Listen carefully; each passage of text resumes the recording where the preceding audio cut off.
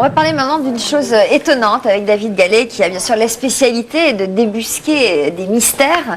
Là, vous êtes allé à Rennes-le-Château et vous allez nous parler justement de son histoire qui reste aujourd'hui l'une des plus grandes énigmes non résolues de France. L'une des plus grandes et des plus passionnantes énigmes, c'est clair. Le mystère de Rennes-le-Château et de l'abbé Saunière. Alors certains d'entre vous connaissent peut-être cette histoire de l'abbé Saunière. C'est l'histoire d'un curé de campagne qui est devenu assez rapidement riche. Il va s'installer à Rennes-le-Château en 1885 et il va devenir très riche. Il va étaler sa fortune en faisant beaucoup de constructions. Alors aujourd'hui, certains sont persuadés, vous allez voir dans le reportage, il a fait une tour, ce qu'il appelle la tour de Magdala. Il s'est fait construire une très belle villa. Il est devenu riche ? On ne sait pas. On pense qu'il aurait trouvé un trésor à l'intérieur même de son église. Certains sont persuadés donc qu'il y aurait un trésor et qu'il n'aurait pas dépensé entièrement son trésor. Ce qui fait que, il y a beaucoup de gens qui cherchent ce trésor. Un héritage, quelqu'un lui a peut-être légué sa fortune. Justement, là, tout le monde a cherché évidemment à répondre à cette question et personne n'a la réponse. Tout ce qu'on sait, c'est que c'était un curé de campagne qui n'avait pas le sou en arrivant à Rennes-le-Château et qui finalement en a eu beaucoup. Alors donc je vais vous emmener dans le département de l'Aude, tout près des Pyrénées-Orientales. C'est dans la très énigmatique commune de Rennes-le-Château pour y découvrir les mystères de l'abbé Saunière. On voit où se situe Rennes-le-Château, donc dans l'Aude. C'est donc dans le sud de la France. On regarde tout de suite ce sujet. Il existe en France des lieux hantés par une beauté irréelle, des paysages qui inspirent le mystère. Ici, dans le pays des Corbières, se trouve un petit village aux origines ancestrales nommé Rennes-le-Château. Un village qui coulait des jours tranquilles jusqu'à l'arrivée d'un prêtre en 1885 qu'on appelait l'abbé Béranger Saunière. Ce modeste curé de campagne allait définitivement transformer ce village et surtout, il allait être à l'origine d'une des plus grandes énigmes que l'on connaisse aujourd'hui. Tout a commencé lorsque l'abbé Saunière entreprit des travaux de rénovation à l'intérieur de son église. C'est là qu'il aurait trouvé d'anciens parchemins et pour certains, un véritable trésor. Béranger Saunière est un prêtre d'abord relativement ordinaire, relativement commun, si ce n'est que c'est un prêtre quand même qui fait des constructions qui n'étaient pas dans les moyens d'un prêtre de son époque, ce qui suscite même de son temps l'interrogation de beaucoup de personnes. Qu'a-t-il découvert? Quel chemin il a pris? On n'en sait trop rien, mais il y a une certitude. Entre 1885, l'année de son arrivée, et 1915, 17, l'année de sa mort, on considère qu'il était 5 ou 6 ans malade avant, donc impotent. Il a construit dans ce village tout ce que vous pouvez voir autour de vous. Des bâtiments, le domaine où nous sommes, il a acheté des terrains, il a donc dépensé beaucoup d'argent. Alors d'où venait cette fortune ? Avec quel argent a-t-il pu bâtir une villa, rénover entièrement son église et ériger une tour monumentale qui lui servira de bibliothèque? Tout ce que l'on sait, c'est que l'abbé Saunière aurait reçu des dons, quelquefois importants, mais pas suffisamment pour de telles constructions.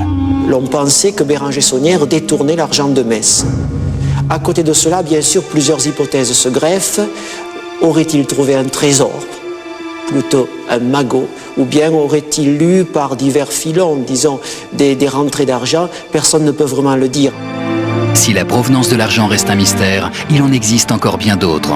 Dans toutes ces constructions, et particulièrement dans l'église, l'abbé Saunière aurait volontairement placé d'étranges symboles, qui souvent paraissent en totale contradiction par rapport à la religion chrétienne.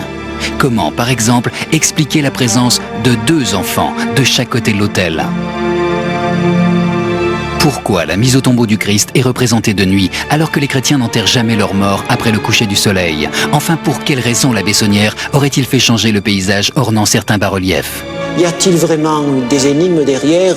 Je ne sais. En fait, c'est une église relativement ordinaire. Des statues de saints, peut-être beaucoup trop pour l'espace, un chemin de croix.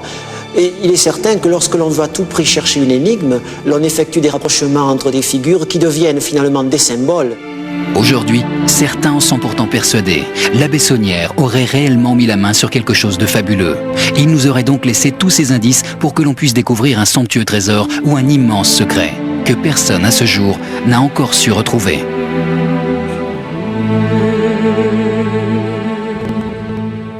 Oh là là. Étrange, Et n'est-ce comment pas? vous faites prendre cette voix-là, cette voix mystérieuse qui c'est fait la voix peur. du mystère. C'est la voix... C'est la voix du mystère, ouais. À quel point il était riche, ce monsieur-là? On a vu qu'il faisait des constructions, il a fait construire une tour immense dans laquelle il a mis sa bibliothèque. Et justement, il était riche au point de faire des constructions qu'il n'était pas capable, lui seul en tout cas en arrivant, de pouvoir monnaie. Il n'avait pas l'argent pour le faire. Donc il aurait trouvé quelque chose, ça on en est pratiquement persuadé. Et on sait à peu près à quel moment de son... il a trouvé cette fortune tout de suite ou il est resté quelques temps pauvre? On sait on sait que quand il a fait des rénovations dans l'église, à ce moment-là, il aurait trouvé quelque chose sous une dalle. Une dalle des chevaliers, on appelle ça la dalle des chevaliers. Il a soulevé la dalle et il aurait trouvé quelque chose. On a des témoignages, des gens qui disent qu'il a trouvé des parchemins aussi dans une espèce de stèle à l'intérieur de l'église. Donc il aurait trouvé soit des documents, soit un trésor S'il avait trouvé numéraire. un trésor, il faut après peut-être échanger des pièces d'or ou échanger des objets en or. Donc à l'époque, ça se faisait assez facilement. Le problème, en fait, c'est qu'il est mort dans la misère, l'abbé Saunière. Il est mort en 1917 et il n'avait plus un sou, ce qui est quand même pas de très bon augure, en fait, pour tous les chercheurs de trésors. On sait aussi qu'il y a plusieurs... S'il avait tout investi dans ses constructions. Oui, ça veut dire qu'il aurait tout dépensé, donc il n'y aurait plus de trésor. Mais il y a d'autres choses complètement bizarres. L'abbé Saunière, par exemple, quand il est mort en 1917, c'est un prêtre qui va entendre l'ultime confession de cet abbé Saunière et il lui aurait refusé l'absolution. Quand même, c'est terrible. Et il serait tombé ensuite, donc le prêtre qui l'a confessé, dans une grave dépression, au point d'en mourir quelques temps après. Alors, c'est quand même assez terrible. Le prêtre qui l'a confessé. Il y a aussi des gens qui sont décédés de mort violente autour de l'abbé Saunière. Ils ont été soit assassinés, soit suicidés, soit ils sont suicidés. Il y a aussi des personnalités qui sont venues à Rennes-le-Château. Par exemple, l'archiduc d'Autriche-Hongrie, qui était venu à l'époque de l'abbé Saunière, mais bien plus tard, il y a Valéry Giscard d'Estaing, encore François Mitterrand. Il faut savoir que c'est un village il y a 200 habitants à Rennes-le-Château. Alors qu'est-ce que vient faire tout ce monde-là dans un tout petit patelin? François Mitterrand et Valéry Giscard d'Estaing. Ils sont venus simplement, ils sont venus visiter. Moi, je croyais que vous alliez nous révéler un truc, vous avez passé une super mauvaise nuit. Non, ils sont juste venus visiter. Alors, toujours est-il que sur place, on peut voir une foule de détails assez énigmatiques. Alors, on va en voir quelques-uns. Par exemple, sur cette photo, on voit ce lieu est terrible. Terribilis est, locus est, je crois. Je ne connais pas trop bien le latin. En tout cas, c'est juste devant l'église, c'est marqué, ce lieu est terrible. Vous imaginez, vous rentrez dans une église, c'est l'abbé Saunière qui a fait graver ça. Il a fait graver ce lieu est terrible. Ensuite, quand vous rentrez... Peut-être habité par le diable. Eh bien justement, le diable est à l'intérieur. Quand vous rentrez juste à l'intérieur de l'église, vous êtes accueilli par ça. Alors on va voir la photo. Oula, c'est sympa. Ça fait flipper.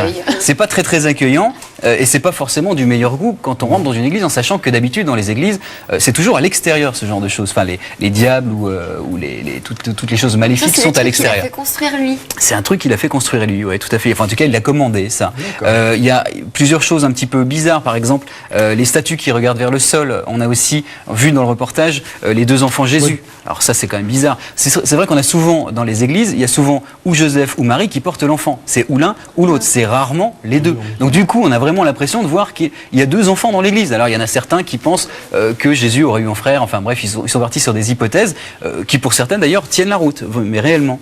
Sinon, on a la station 14 qu'on va voir tout de suite. Alors c'est l'image du Christ qu'on met au caveau. Et alors regardez bien, c'est vrai que si on observe bien, on voit la lune. Et oui, et le problème c'est que il n'est pas possible dans la religion chrétienne comme dans beaucoup d'autres d'ailleurs de mettre ses morts en terre ou dans un caveau comme celui-là, ou dans une grotte, la nuit, c'est absolument pas possible. Alors certains disent, si c'est la nuit, ça veut dire qu'ils ne le mettent pas au caveau, ils le sortent. Alors vous imaginez dans la religion chrétienne ce que ça peut vouloir dire que de dire on sort le Christ du tombeau, c'est pas possible. Et ça c'est dans une église, donc c'est quand même énorme. Alors qu'est-ce qu'il a voulu nous dire ce brave abbé Saunière? Est-ce qu'il a voulu nous laisser un secret pour qu'on puisse trouver un trésor avec quelques petites énigmes cachées, ou est-ce qu'il aurait voulu nous dire qu'il avait trouvé des documents très importants qui révèlent quelque chose sur l'histoire du Christ et qu'il a monnayé, parce qu'il aurait pu tout simplement monnayer cette histoire. Et alors ? C'est là qu'il y aura un deuxième épisode, mais je vais quand même vous montrer deux, trois petites choses. Et oui, il y aura un deuxième épisode où là, on a une hypothèse incroyable. Yves réagir quand même. Yves, oui. Il y a des éléments, par exemple, pour trouver le trésor, puisqu'il y a des gens qui sont persuadés qu'il y a un trésor, il y a des éléments. On va voir le plan d'une maquette, par exemple, si on peut voir l'image de la maquette, qui est extraordinaire. Il y en a plein qui ont essayé de bien sûr, il y a même un panneau dans le village qui est marqué fouille interdite. Alors voilà, justement, on voit la maquette. Ça, c'est ses constructions. La tour de Magdala est à gauche. Vous voyez la tour qu'on a vue dans le reportage. Ce qui est entouré en haut, un petit peu au milieu, c'est une tour de verre en quelque sorte, une espèce de grande véranda on va dire, et si on regarde bien sur une deuxième image, certains disent c'est comme un échiquier, c'est-à-dire que vous placez les deux tours, elles sont au bon endroit, parce que les tours font 9 mètres sur 9 chacune à la base, et si on répercute ça donne un échiquier. Du coup les points d'interrogation représenteraient en fait tout simplement le roi et la reine. Il faudrait chercher à cet endroit-là. Évidemment, c'est un terrain privé, donc on n'a pas le droit de chercher là-bas. C'est pour ça que ça va dans le sens de ceux qui disent que ça serait un grand secret. Il aurait découvert un grand secret qu'il aurait cherché à monnayer avec de grands personnages, on va dire. Et c'est grâce à cela qu'il serait devenu riche. Quelqu'un qui a fait une nouvelle découverte, il a découvert une maquette. Il s'appelle André Douzet. Il a découvert une maquette qu'avait commandé la Bessonnière juste à la fin de sa vie. Et sur cette maquette, il a réussi à découvrir où se trouverait le trésor de la Bessonnière. Et ça, c'est absolument sidérant.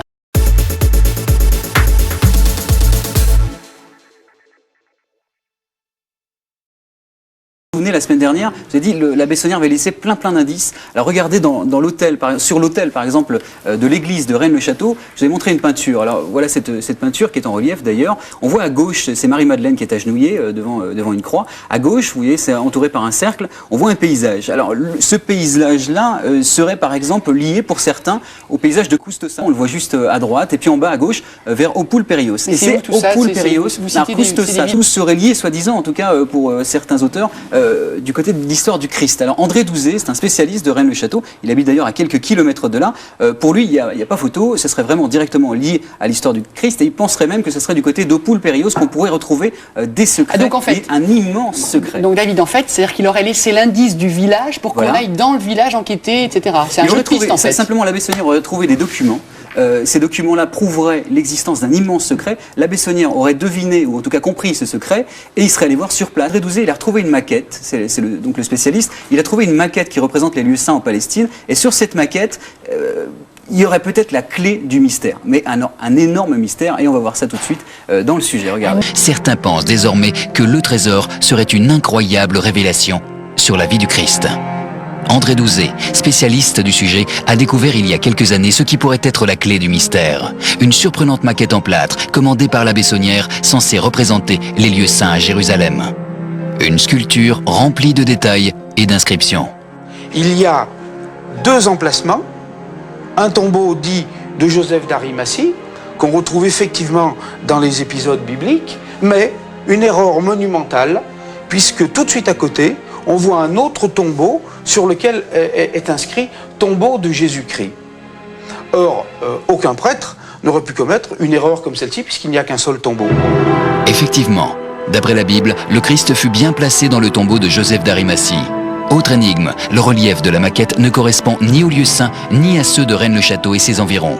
La solution allait apparaître lorsqu'André Douzet fit faire une copie de cette étrange maquette. Comme dans plusieurs affaires dans Rennes-le-Château, il y a des inversions. Le véritable message est inversé. Et c'est au moment du démoulage de l'élastomère qui a servi de modèle qu'on s'est aperçu que le véritable paysage que Saunière avait voulu laisser et qui concerne le dépôt dans lequel il a dû aller puiser était dans la partie négative. Grâce à cette nouvelle révélation, ce spécialiste de Rennes-le-Château finit par découvrir des lieux identiques à se représenter. Un endroit situé tout près de Oppoul-Périos, dans les Pyrénées-Orientales. Aussi incroyable que cela puisse paraître, il aurait réussi à trouver le lieu-dit de la tombe de Joseph d'Arimathie et aurait récupéré plus de 27 kilos de monnaies anciennes ainsi que des dizaines d'objets de valeur. Quant à l'endroit dit de la tombe de Jésus, André Douzet l'a bien trouvé, mais n'y est jamais entré. Je me trouve personnellement devant quelque chose qui me dépasse. Et je pourrais dire que j'ai pratiquement peur de ce que je pourrais trouver et de ce que j'ai toujours rêvé de trouver. De toute façon, l'énigme de Saunière, nous sommes en train de l'étudier. Elle est en elle-même passionnante. Elle peut déboucher sur des découvertes comme celle-ci. Et puis, il faut d'abord poursuivre la recherche qu'on a entamée avant d'en prendre une autre, qui celle-ci pourrait être effectivement extrêmement dangereuse et extrêmement révélatrice et peut-être déboucher sur des choses qui n'ont pas à être débouchées.